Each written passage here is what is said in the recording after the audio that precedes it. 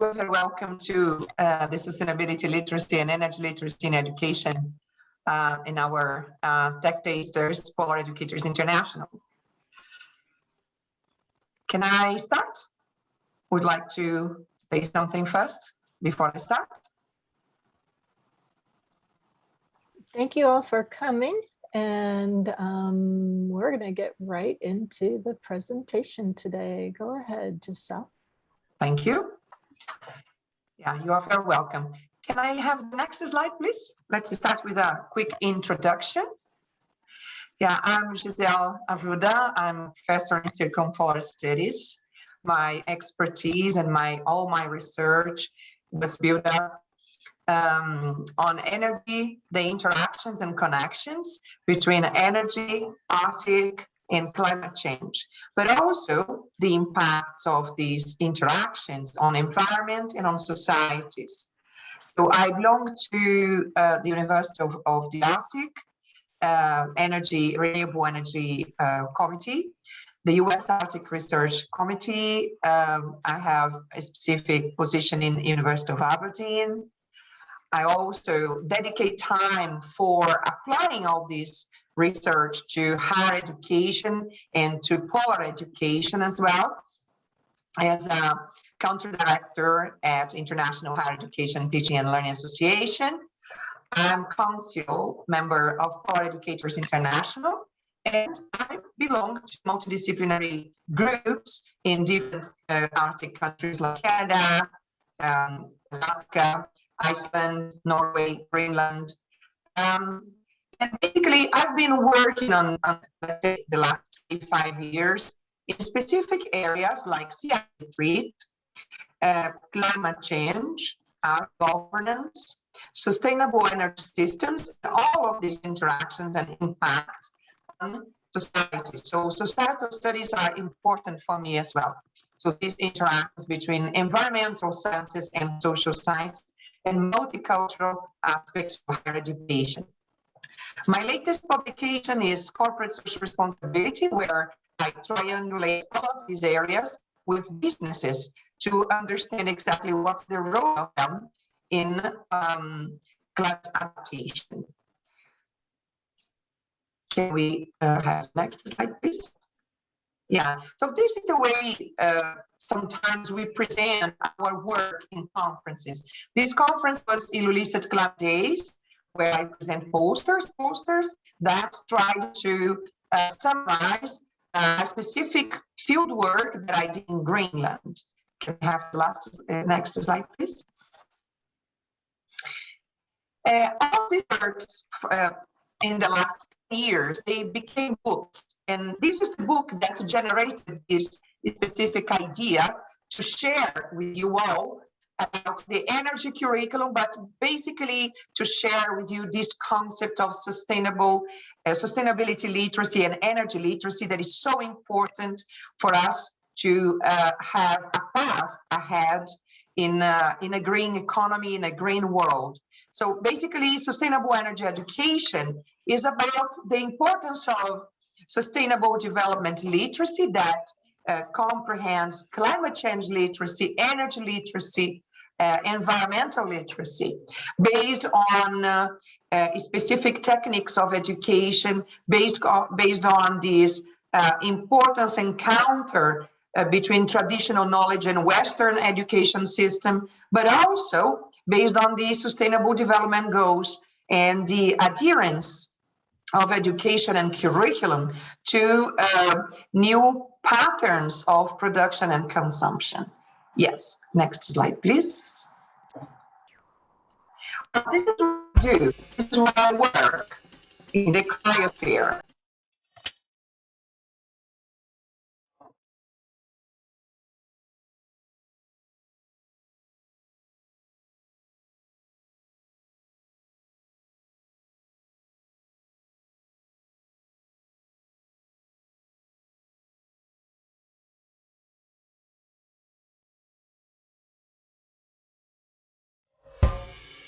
Yeah, basically, this is a quick video to show exactly what we do.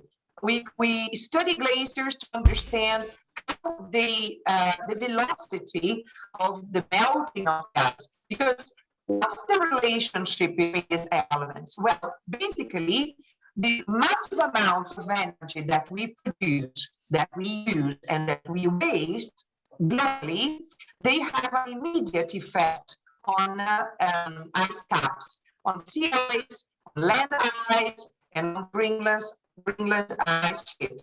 So you see from the picture, exactly these crevasses, this NASA picture showing exactly the way the melting is happening. So the ice retreat. And then we can go to the next slide to see exactly how do this work. So I've been to Greenland for almost 1 year, and by using specific, I have used aerials that we can see next slides, in the following slides. So I used different kinds of planes and helicopters where I accumulated some specific equipment, photographic equipment, in order to produce aerials that we are going to see in the next slide, showing patterns of crevasses, showing patterns in the ice that shows us and gives us elements to provide modeling and visual experience in terms of how the ice is melting in the polar regions. Basically, this is about the Arctic, but we have more or less the same techniques to explore these patterns in Antarctic as well.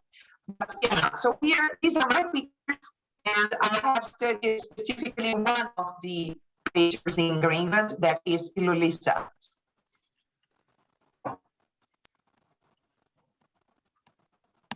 And basically, what I did in terms of Ilulissat, and of course, showing my work in the conference, is to exactly to illustrate specific elements like the velocity of the glacier, of the discharge of icebergs in point of discharge. Can we just check the next slide, please, just for us to understand exactly what I'm talking about? Can you see this one? Yeah, Ilulissat is one of the most important glaciers, the second largest glacier in Greenland, and the patterns, and you are to see one of these crevasses that are very significant, showing exactly the impacts of climate change in this specific glacier, on this specific glacier. So basically, when we study the glacier, we study the velocity of the discharge of the icebergs, and you see the movement. The movement shows exactly the movement of the ice in the glacier. And this gives us very important scientific data to understand the melting speed of Iceland, of Greenland. Can I have just a look in the next slide, please? Yeah, here in this specific image, we have the most important glaciers, but I would like to focus on Ilulissat. That is the most interesting, because the pictures I showed you were from Ilulissat, and this is exactly the one I studied in more detail.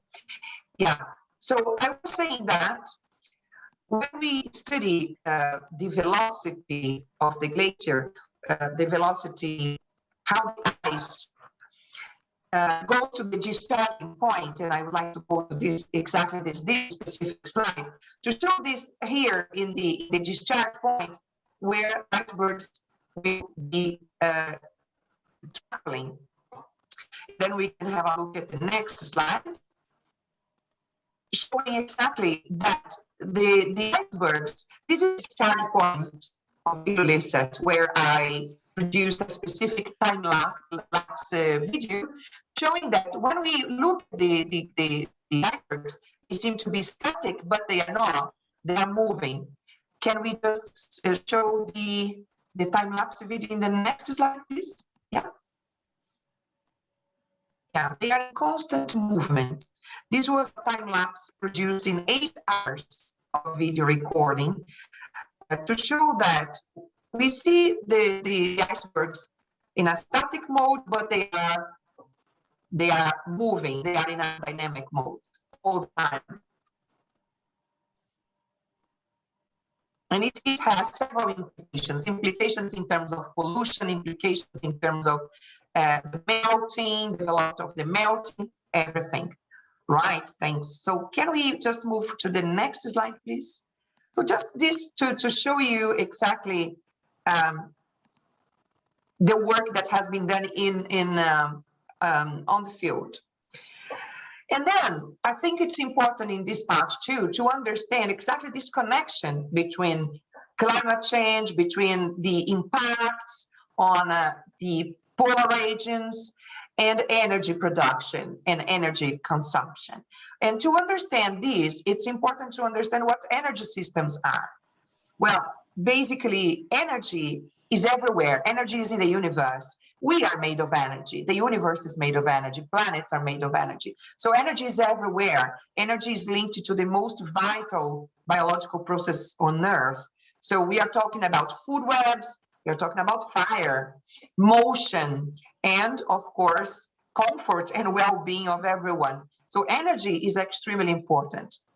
Energy is one of the most important elements, like water. Everything depends on them.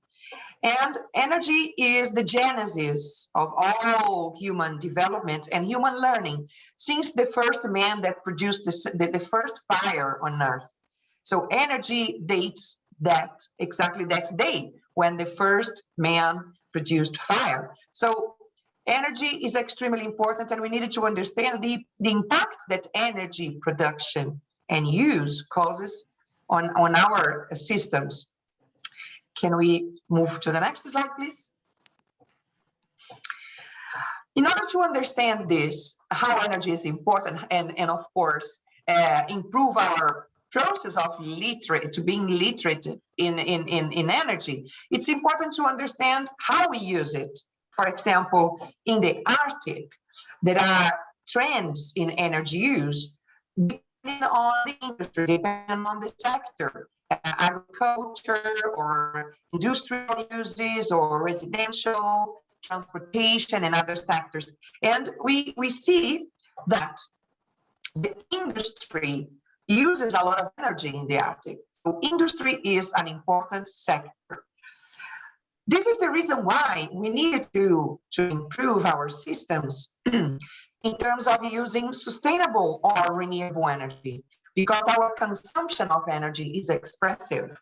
So if this energy that we consume for different uses in different industries come from renewable resources instead of fossil fuels, so the impacts of our energy systems on all the other systems like glaciers, like oceans, and all the ecosystems that are being threatened by climate change, this relationship, this connection will change. But we need to understand what sustainable energy systems are. And just to illustrate it, we could say that a very important concept to start.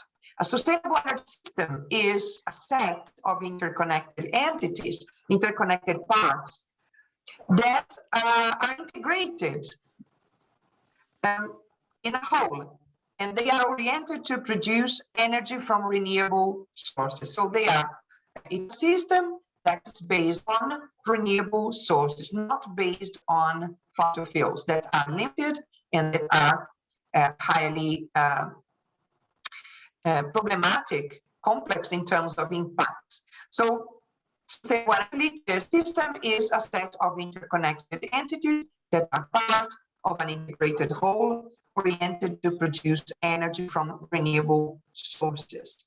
And we know that energy, since the first fire that was produced, has revolutionized our societies.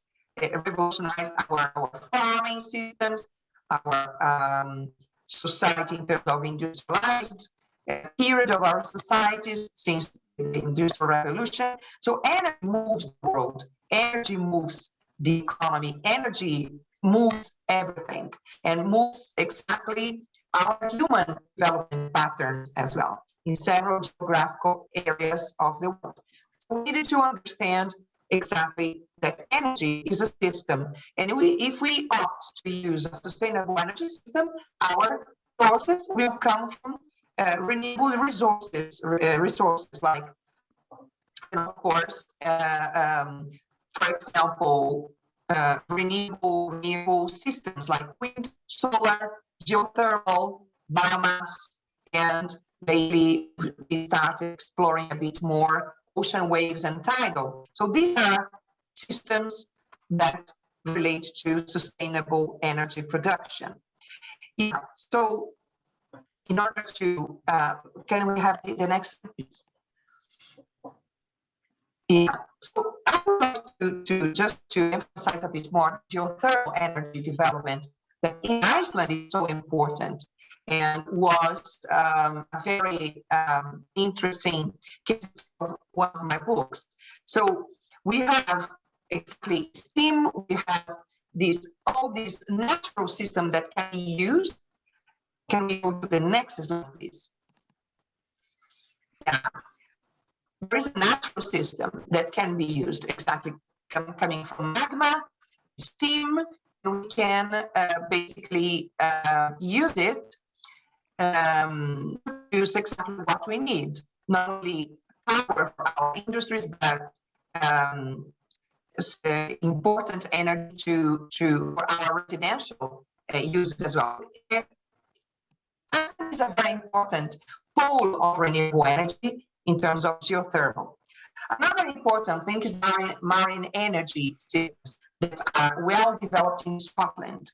And this, of course, it's a completely new trend. It unlocks the power of the oceans, and it represents the future. Not only geothermal, but marine energy has an extraordinary potential to help us in walking to this path of green energy and sustainable energy systems.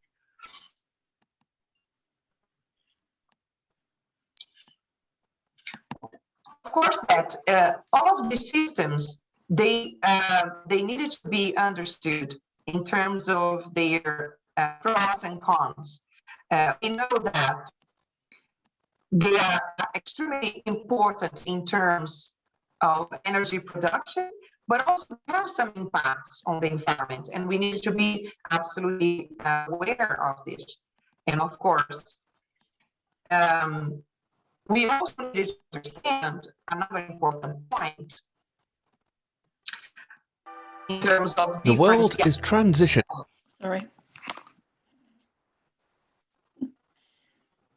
You want to show some of this one? If you want, I think it's interesting at a certain point, just to understand how it works a bit. Yeah, to renewable energy. But the oceans, the most abundant source of renewable energy on our planet, remain almost completely untapped. There's a vast amount of power available, enough to power the entire world. The only question is how to harness it. Wave sub, dual sub, and wind sub are pioneering new technologies from marine power systems that will allow the vast resource of ocean waves and winds to be efficiently exploited. Wave sub exclusively harnesses the power of the waves. Wind sub enables the secure anchoring of wind turbines in deep water. And dual sub combines the capture of both wave and wind energy in a single device. All machines share a common submersible platform that allows them to be transported across the sea and installed without the need for specialist vessels. Once installed, these unique devices will deploy automatically using data on wind and wave conditions to determine the positioning for optimum energy capture.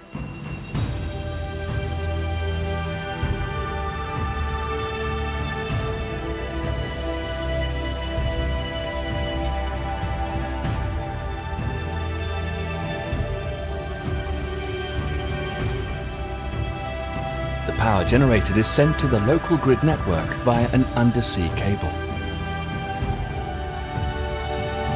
The machines are straightforward to maintain, They can be returned to the surface and accessed for maintenance, or disconnected and transported to shore for major servicing.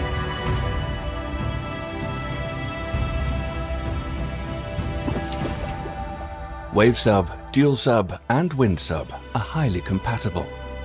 They can be installed together in farms that maximize the use of the resources available.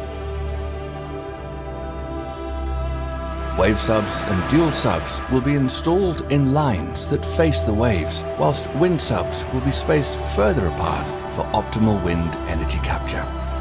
This type of farm layout achieves the best possible use of marine resources, keeping ocean energy farms as compact and productive as possible, whilst producing lower cost power that's more consistent due to the dual energy sources of wind and waves.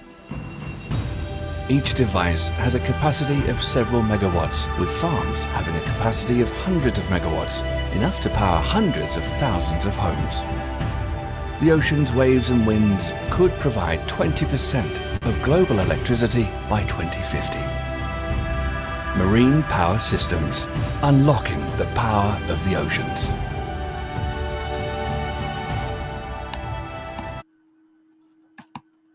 It's interesting to see that when we talk about sustainable energy literacy, it's important to understand the technology as well. There is a technological factor in all of this learning as well. Yeah, so can we move to the next slide, please? In order to just to wrap up this idea of sustainable energy systems, I would say that another important concept that I would like to introduce here in this sustainable energy literacy session is energy efficiency. So, okay, renewable energy is important, yes, to produce energy from renewable sources, yes, but we also needed to understand saving energy is very important. So energy efficiency is extremely important. When we put these two concepts together, then we have a sustainable energy system.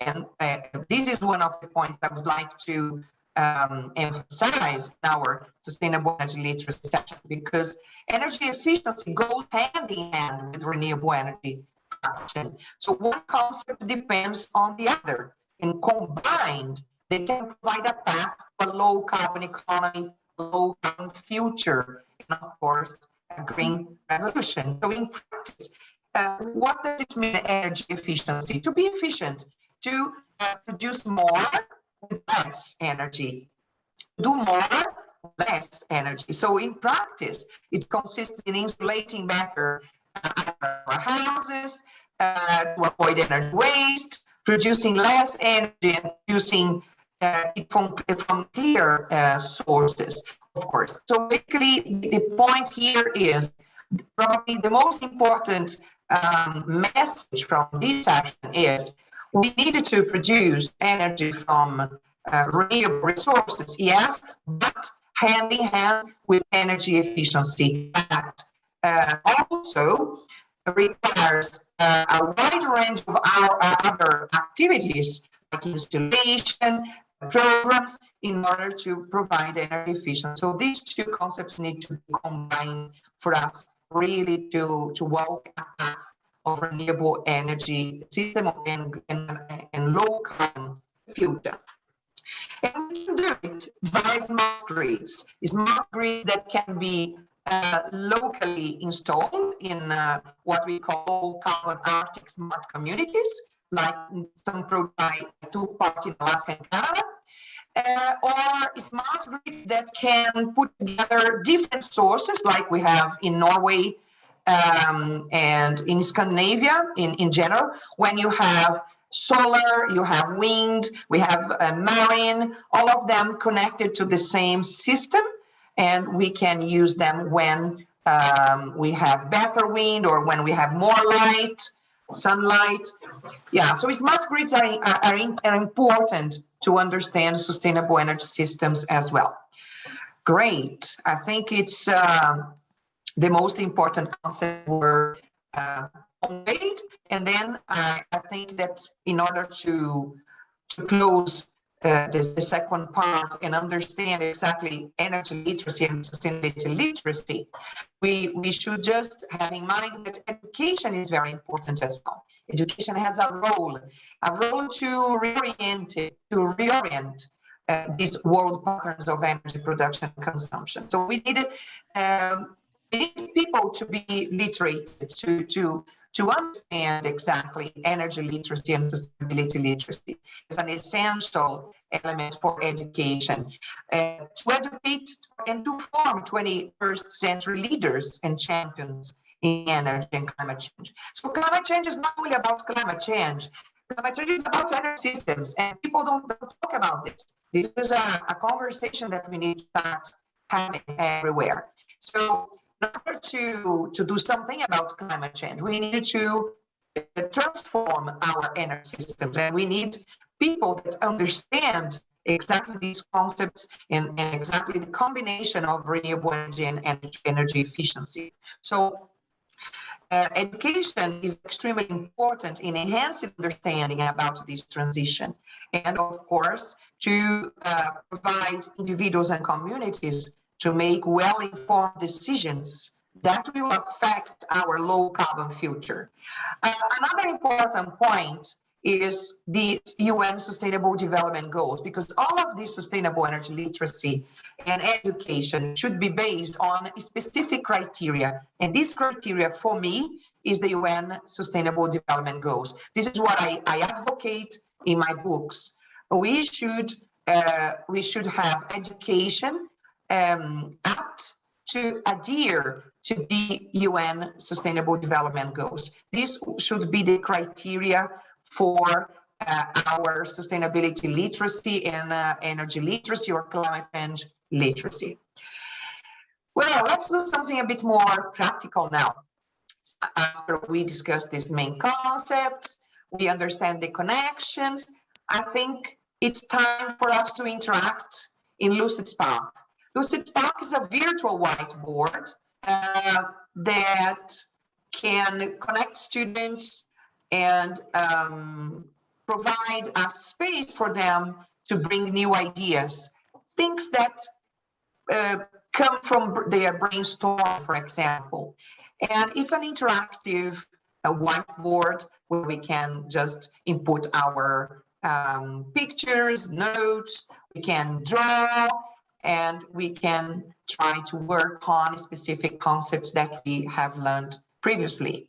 So would you like to adapt something interesting about your learning of today to our whiteboard? So I've put the link in. Yeah. I put the link in the chat. Yes. Any of the participants? You sent it just to me. Switch your chat. Oh, so I did. Oh, I did. I sent it to Polar Educators International, which was very helpful. So now hopefully I've sent it to everybody. I've sent it to everybody. So this is this should take you to each of you to a web page in your browser.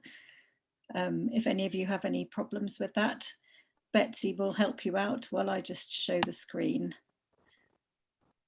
You may need to log in using Google or one of the things that it offers you to log in with.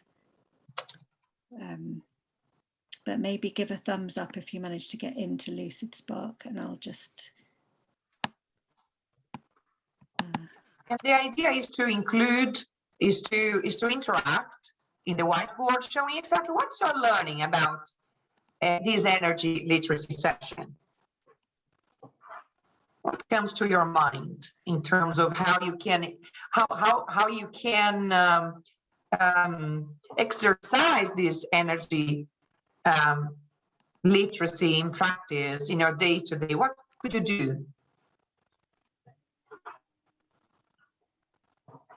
For example, what could you do at your home to improve your energy consumption, for example?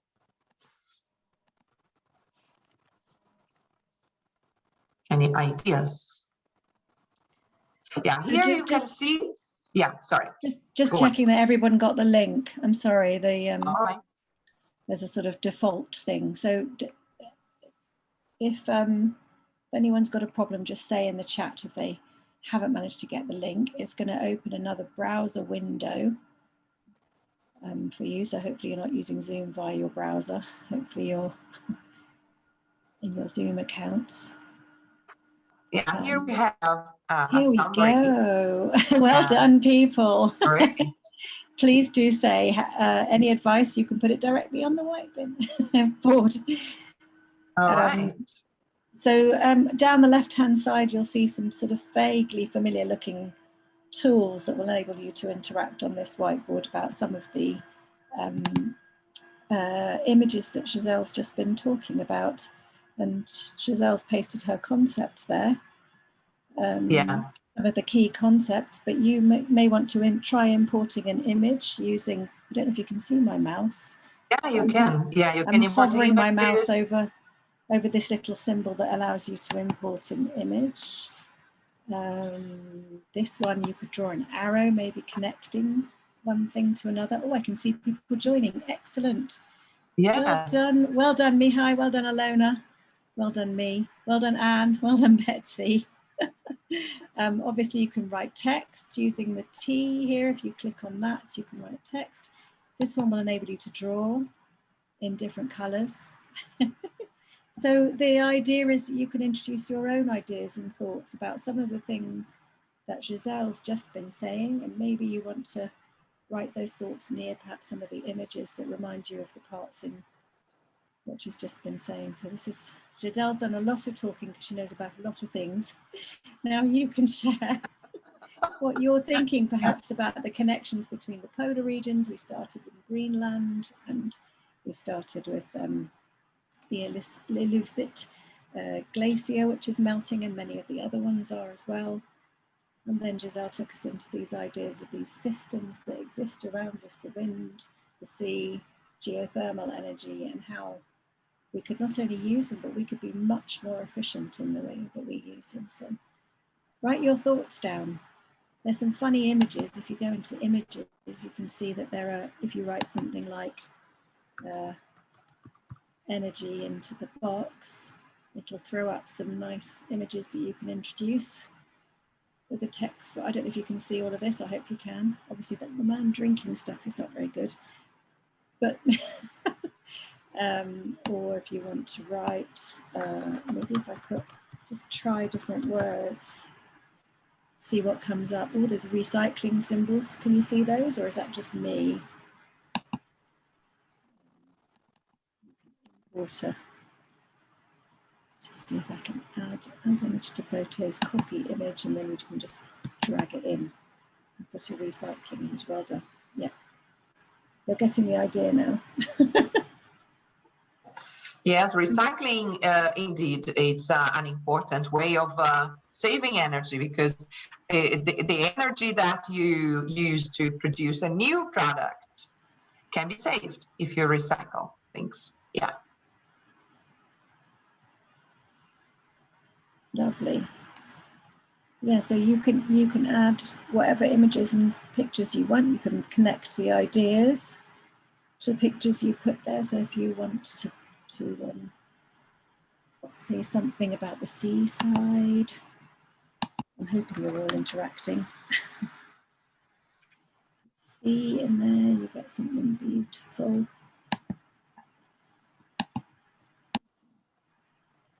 Drag and drop. Just about the sea, so we need to rethink.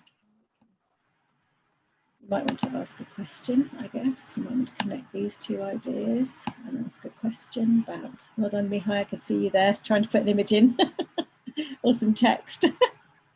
And great. I want to ask a question about how perhaps the marine ecosystem is disrupted by energy systems that we're putting in the sea. You might want, I mean, that's just me throwing an idea off the top of my head, but this is the idea of having an interactive whiteboard, which could be used real time or not real time. And then perhaps if you collectively build ideas on this interactive whiteboard and put arrows between them, you can begin to literally create your own presentations.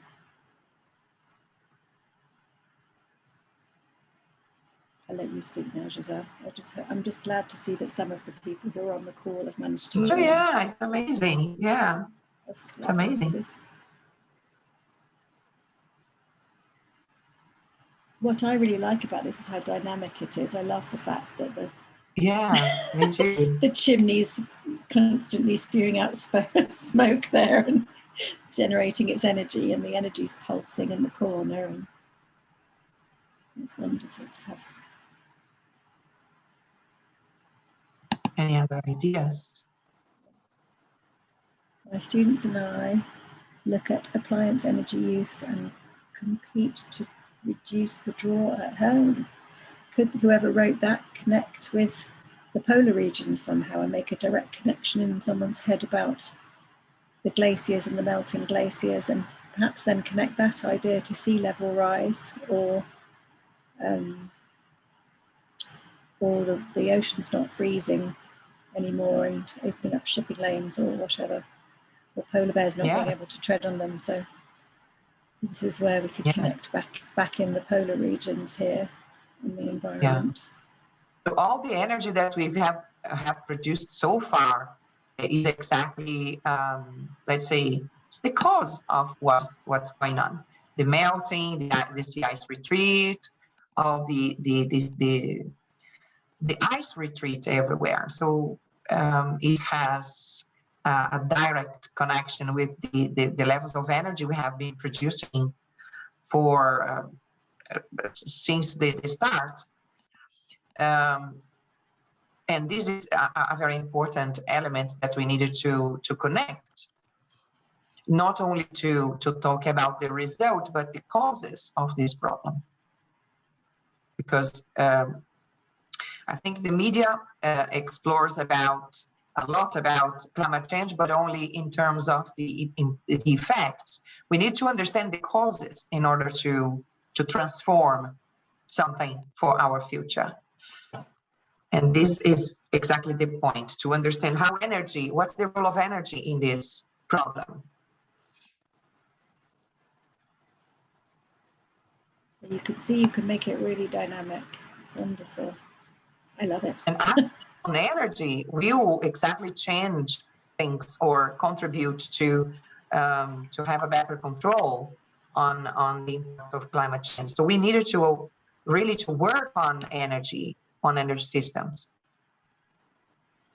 So I found one that combines two energy systems. I'm just going to put that one there, Gisele, that's great. I picked up that point from what you said about this idea of energy systems working in unison. So you could have wind and you could have sort of geothermal, or not, maybe like air source heat pumps and wind source, ground source heat pumps.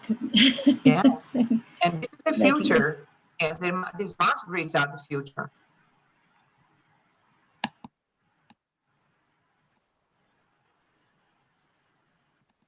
Cool.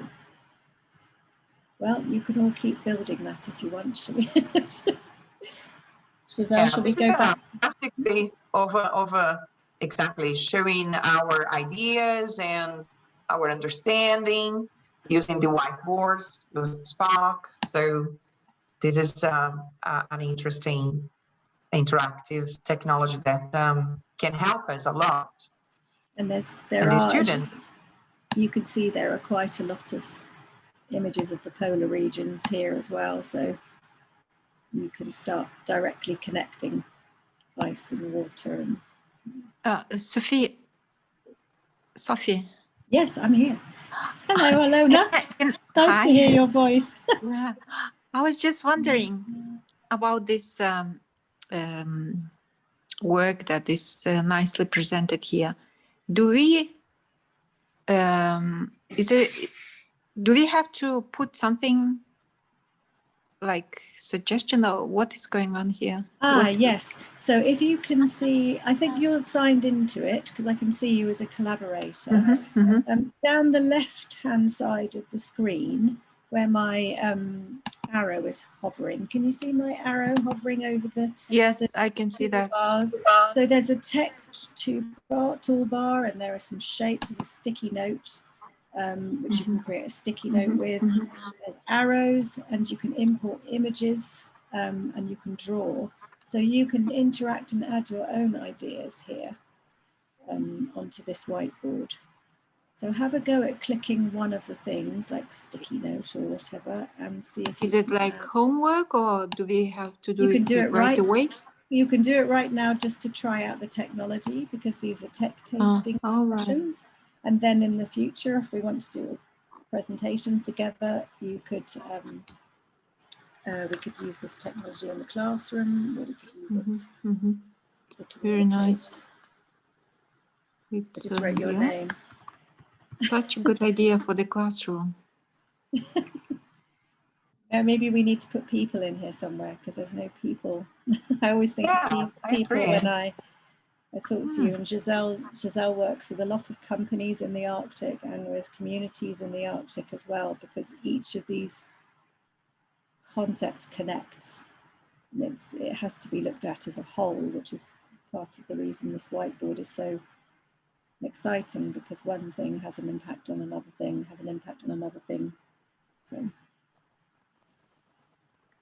So this is not a working document, it's just the illustration of the technology, or what is this for? It's an illustration of the technology, but Gisele has put some of the images and concepts from her slides previously onto it. Yeah, so these are tech tasters just showing off bits of technology that you might be able to use yourself, and how you might want to use them, and then Excellent. can use them in the future. And how you can make these concepts a bit more dynamic, Right. and collaborative and interactive and engaging.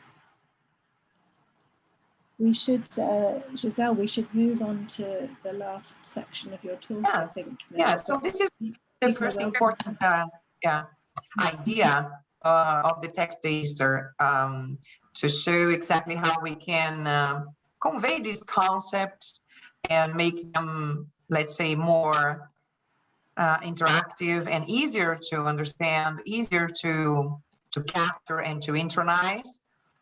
And then,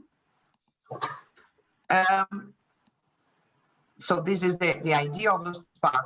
And then, of course, at this point, we understand exactly the importance of this conversation about energy literacy and climate change. So this is exactly what Sophie said. It's a whole. We need to understand it as a system. There is an Arctic system here, and an Arctic system that is made of energy, that is made of glaciers, that is under the impact of climate change. So energy and sustainability literacy are really powerful to tackle climate change. And we need to talk about these things. And of course, not only about the impacts, but the causes of climate change. And energy is a very important cause of our problems today. And I think when people understand the causes, they can transform, they can change, they can manage the change for the future. And this probably is the let's say, the wrap up of this session.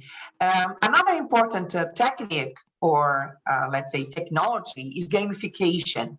Gamification in education is something I have been using in terms of sustainability, climate change, and energy literacy as a pedagogy.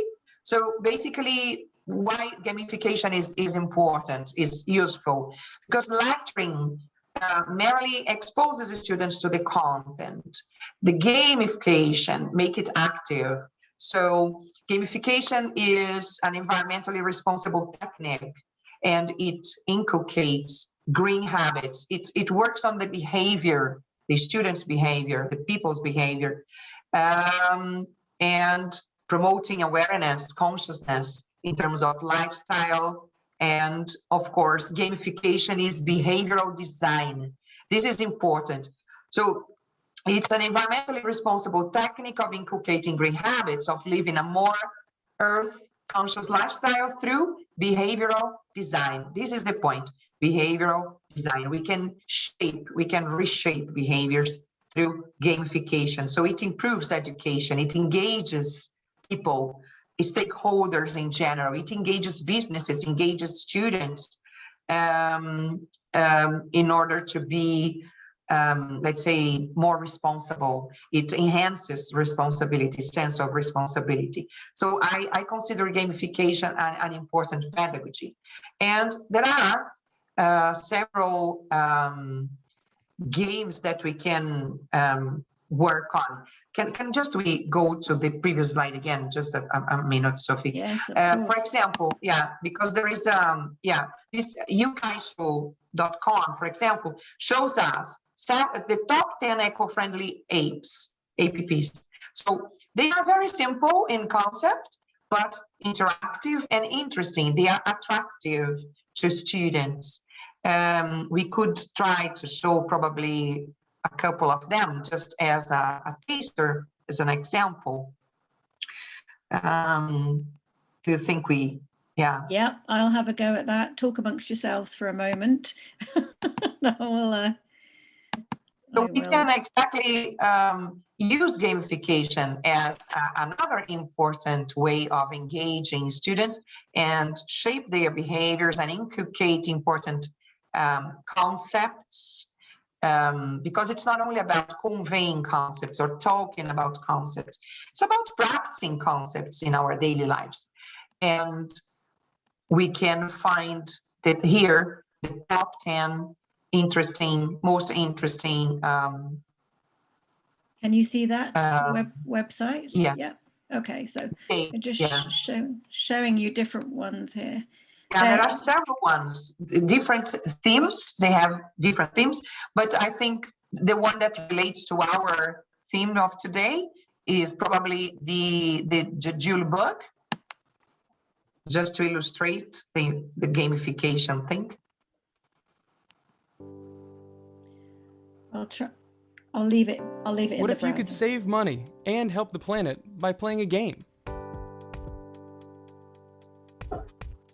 Julebug is an app for your smartphone that shows you specific ways to make your life more efficient.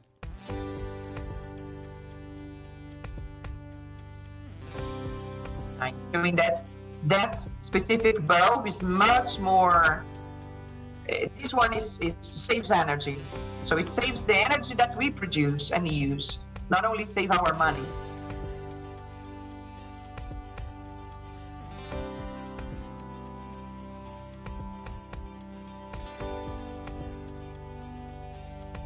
As you change your habits, you'll earn badges and points for your hard work.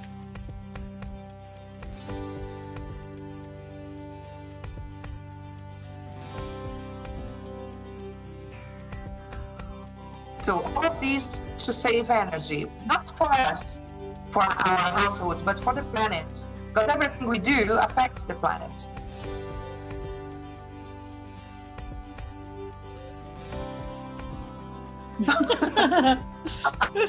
Right.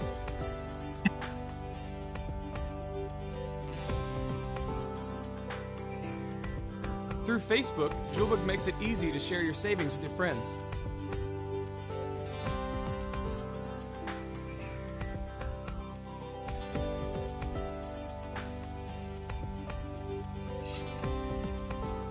Pretty soon, they'll be saving and sharing too.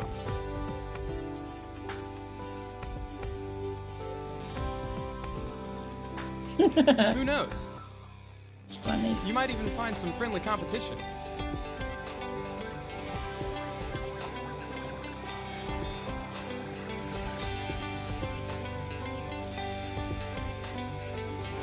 Yeah.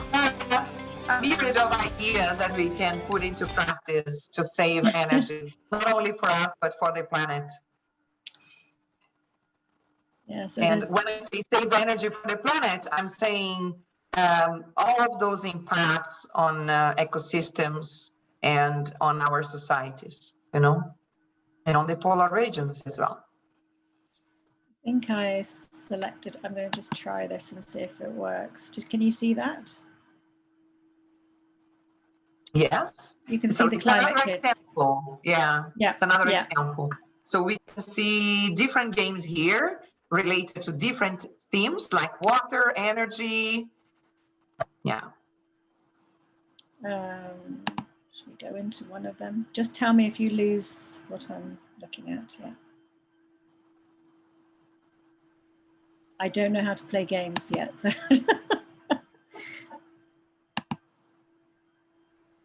make a path to the key. So children can, students can play and get fun, just learning. Yeah.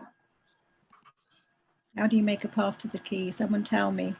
Let's have a look at the game related to greenhouse gases, for example. I think this is, yeah. What do I do? I move him. Oh. What I'm do I gonna do? I'm gonna sneak in and say share any other resources that you have on our Slack channel. And one of the resources I shared in the chat too was for a climate simulation called En-ROADS. And this is a nice one because it looks at systemic change and ways to make big changes, not just individual changes, because sometimes individual changes are not always socially just because some people can't go and buy a new appliance, that kind of thing. So check it out. Great. So Gisele's pulled out several interactive games, and Betsy's just added another one. So maybe we'll build this resource so that we can all use these resources. I think one of the most exciting things, I'm going to hand over to Betsy to tell us about the next event soon, but one of the most exciting things for me is this concept of a system and how perhaps gamification or making games or playing games where you're an agent interacting in an environment, albeit a virtual one. Very interesting to think about the relationship between that idea and how we interact as real people with our real environment, and whether I wonder if there's, as Gisele was mentioning, research about how effective the combination of the virtual world and gamification is in terms of how it changes our behaviour. I'm going to be quiet now. Maybe other people have questions and they want to put them in the chat. Perhaps we can get back and answer the questions, but I'm going to go quiet again because I'm just the tech person doing very badly in the background. Gisele, do you want to say any last words before we hand back to Betsy? Before Gisele wraps up, I did just want to point out that any of the links in the chat, please grab them now. Those are the only thing that goes away when we close this down, because we will be posting the recording on our website and YouTube channel. But I encourage you to keep putting information on the Slack channel. Also earlier, I included our Eventbrite links, so you can sign up for our next the last TechTaster, which is happening next Saturday. Looking at interactive technology focused on images primarily to use in polar education. So that is also in the chat there for the Eventbrite sign up for that event. So I encourage you to join us. Gisele. Yeah, well, basically, I'd like to thank everyone that helped in this, in building up this presentation, and everyone that is really the spectators of this presentation as well, and say that we needed to understand the connections between these ideas and concepts, and of course, all the time envisaging the changing behavior, inculcating students and new methods and new techniques to help us to move into this low carbon and green future that is so exciting and so important for us in order to tackle the problems that we are facing, that are really that are scaling and getting really more serious every single day, because I analyze the data coming from our polar stations every day, and the dimension of this problem is getting really worse every single day. So I think it's time for us to try to be a bit more emphatic in terms of our messages. And of course, we have all the technology at hand, and we can engage the collectiveness, as our colleague said a few minutes ago. not only the individuals, but like Betsy said, not only the individuals, but the collectiveness. We needed to do it in a massive scale in order to form leaders of the future. Thank you very much. Gisele, I am hoping, Gisele, that you're going to take some of these topics forward to the conference in April in Iceland, so we can explore these ideas a bit more. Yes, be I think great. it's a good idea, in fact, yeah. Over to you, Betsy. Thank you very much. Thank you, Gisele. All right, thank you. you all. And for all our council members, we have a different link for our council meeting, and we'll be starting that shortly. And don't forget, there's another Tech Taster coming up on the 28th of August. Thanks all.